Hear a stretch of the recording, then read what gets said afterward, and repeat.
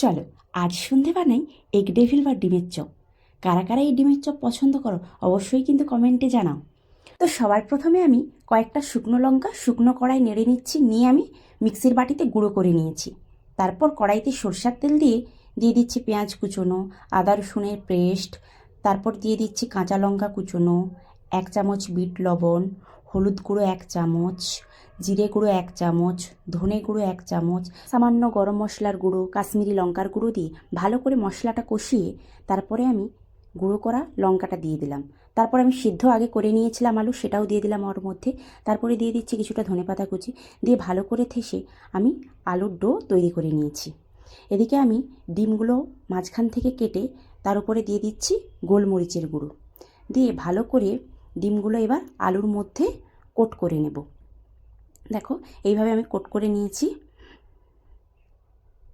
তারপরে এদিকে আমি একটা ব্যাটার রেডি করে নেব ডিমটা ডোবানোর জন্য। তার জন্য সবার প্রথমে আমি নিয়েছি ময়দা, বেসন আর কিছুটা কর্নফ্লাওয়ার, আর তাতে দিয়ে দিচ্ছি সামান্য লবণ, দিয়ে জল দিয়ে এইভাবে আমি একটা ব্যাটার রেডি করে এদিকে যে আমি আলু ডিমটা রেডি করে রেখেছিলাম সেটা বেটারে ডুবিয়ে ব্রেড ক্রামে কোট করে নিচ্ছি।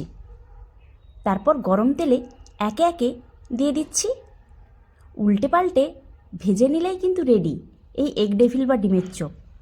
তো আমাদের রেসিপিটা তোমাদের কেমন লাগলো অবশ্যই কিন্তু কমেন্টে জানিয়ে যেও। ভালো লাগলে একটা লাইক কমেন্ট শেয়ার করে পাশে থাকবে।